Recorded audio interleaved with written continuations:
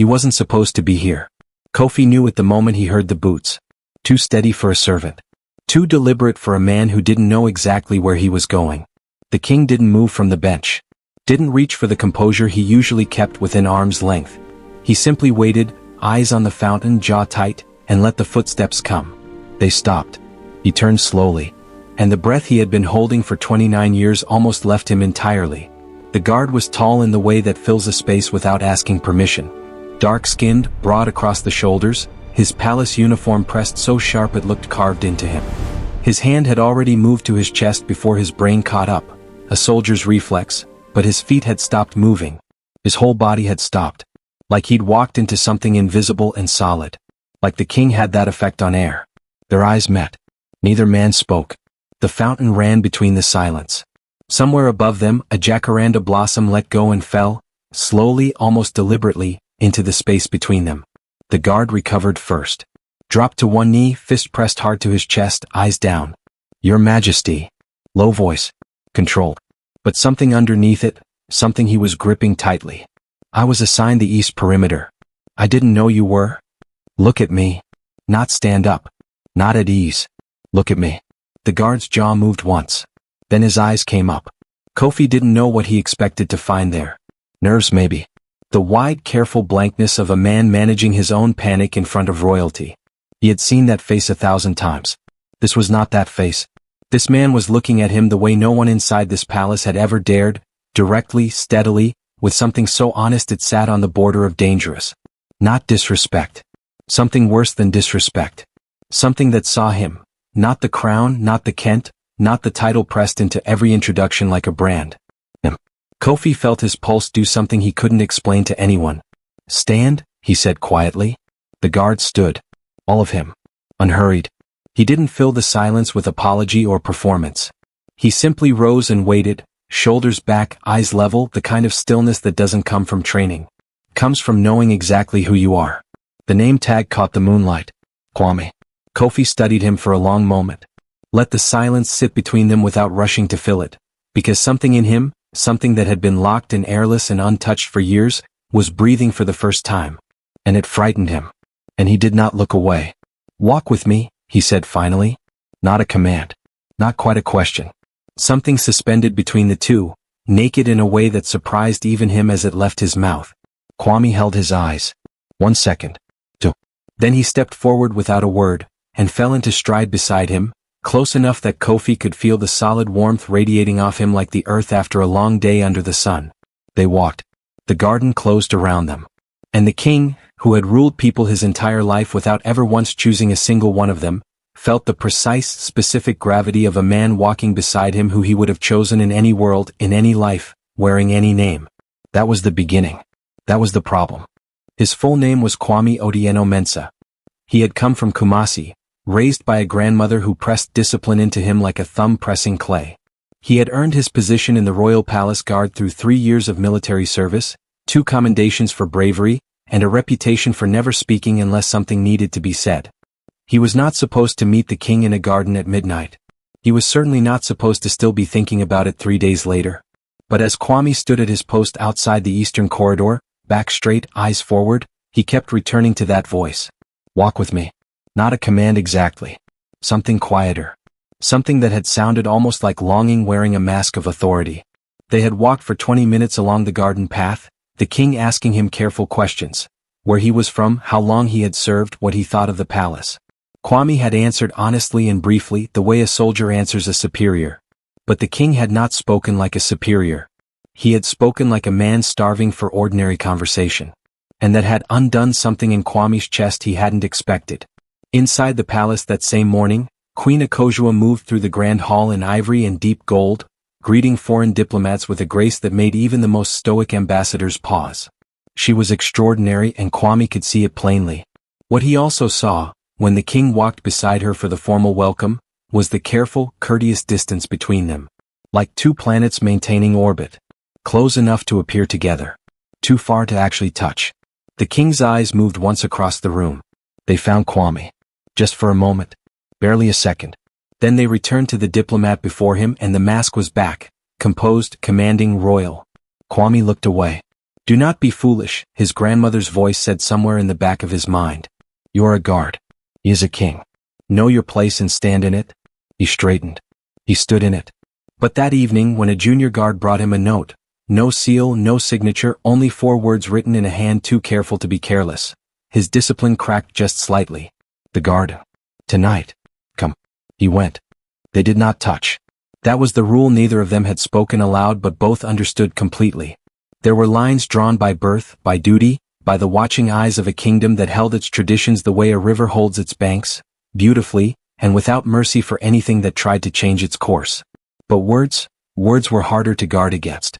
They met 4 more times over the following 2 weeks. Always the garden. Always after the palace quieted. The king would arrive first, sitting on the ebony bench or standing at the fountain's edge. Kwame would come from the shadows, uniform exchanged for simpler clothing at the king's quiet suggestion that a man cannot speak freely when dressed for duty. They talked about everything. Kofi spoke about growing up inside this palace. A childhood of golden cages, of learning to be a symbol before he had learned to be a person. He spoke about his father, who was great and distant, the way mountains are great and distant.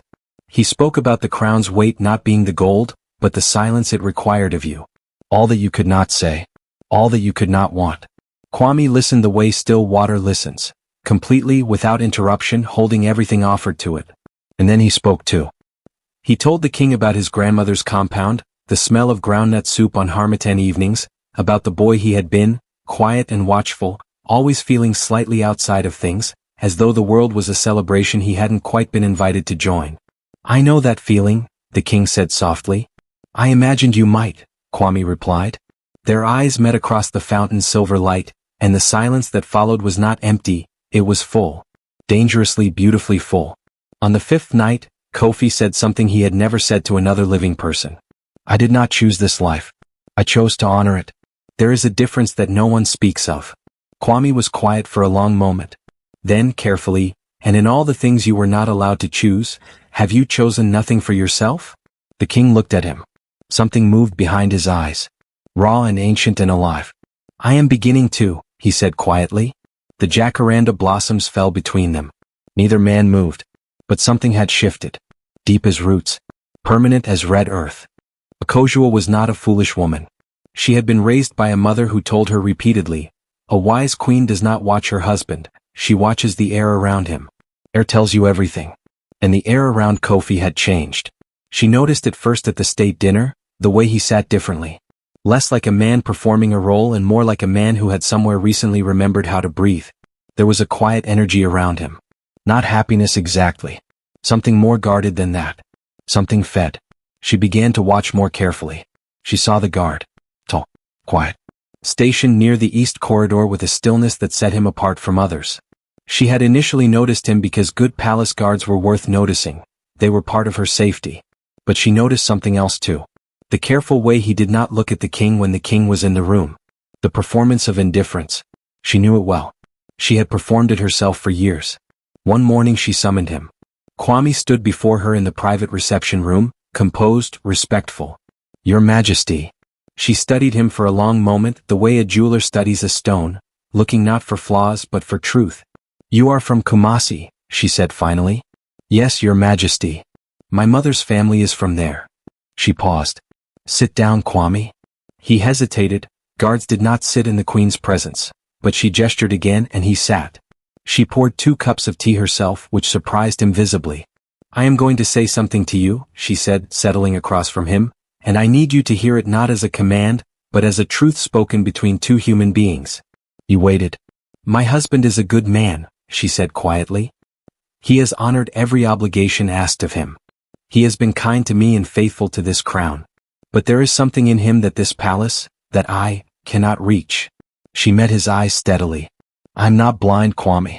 I am simply a woman who wants her husband to be free, even if that freedom does not look the way the world expects it to. The silence between them was enormous. I am not asking you to explain anything, she added softly. I am asking you to be careful. Both of you. This kingdom watches everything. Kwame exhaled slowly. Yes, Your Majesty, he said. But they both understood. Something irreversible had just been acknowledged. Word travels in palaces like smoke through fabric. You cannot see it moving, but eventually, everything carries the scent. An elder had noticed the king's late departures toward the private garden. A household servant had seen the guard who walked the east perimeter wearing different clothing.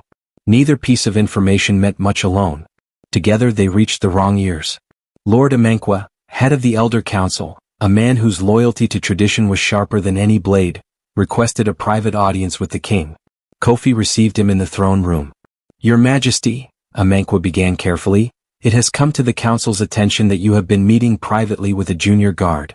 After hours. Without documentation or official purpose. He paused. The council is concerned. Kofi's expression did not change. Years of kingship had built him a face that gave away nothing. I was not aware, the king said quietly, that a king required council approval for a conversation. Of course not, Majesty. But optics govern kingdoms as much as laws. And there are those outside these walls who would weaponize any perception of, Amanqua chose his word carefully. Irregularity. Then let them speak, Kofi said. And I will let them discover that a king who has given everything to this crown, every freedom, every choice, every private desire, is owed at minimum, the dignity of a walk in his own garden. The elder said nothing more. But both men understood that the net was tightening. That evening, Kofi went to the garden knowing it might be for the last time. Kwame was already there, standing not in the shadows but in the open, moonlight falling across him fully, as though he had decided to stop hiding. You heard, Kofi said. The palace talks, Kwame replied simply. Kofi stood before him, closer than they had ever stood. Close enough that the space between them felt deliberate, chosen, not accidental. I have spent my entire life, Kofi said, his voice low, making peace with what I cannot have. He looked at Kwame steadily. I find I am tired of being so reasonable. Kwame held his gaze. Then stop, he said softly. They stood in the falling blossoms, two men at the edge of something the world had not given them permission to want, and wanting it anyway, fiercely, quietly, completely. In the end it was not a scandal. It was a conversation. Kofi called together the Elder Council, the Queen, and his two most trusted advisors on a Tuesday morning, a day chosen deliberately for its ordinariness. He sat at the head of the long table not in full ceremonial dress but in simple royal cloth, and he spoke with the careful clarity of a man who had rehearsed this moment across many sleepless nights. He did not confess. He did not apologize. He simply told the truth, in the way that men who have run from themselves for years eventually tell it, with exhaustion, with dignity, and with complete steadiness. The room was silent when he finished. Akosua, seated to his right, did not look surprised. She reached across the table and placed her hand briefly over his. A gesture that said, I know. I have known. And I am still here beside you, not as a deceived woman, but as a partner in whatever this kingdom must become. The council deliberated for 2 weeks. There were those who pushed back, loudly, with historical precedent and cultural scripture. Kofi listened to all of it. He did not yield. He did not rage. He simply remained, steady as the palace itself, and said again and again in different rooms and different languages, a king who cannot be truthful is a king built on sand. Kwame was transferred, his own request, to a different post within the kingdom. Distance, they both understood, was necessary while the palace found its footing. They would not see each other for months. But on the last evening before Kwame departed, the king came to the garden one final time. They sat together on the ebony bench. No performance. No pretense. Two men in the dark under jacaranda trees, listening to the fountain and the distant drumbeats of a city that did not yet fully understand its king, but was beginning to. Will you wait? Kofi asked quietly. Kwame looked at him with those warm, steady eyes. I have waited my whole life to be seen, he said. I can wait a little longer. The blossoms fell. The kingdom breathed. And somewhere beneath 100 years of secrets, the garden finally began to bloom. Thank you for watching. Kindly subscribe, like, share, and let me know in the comment section what you think about the story.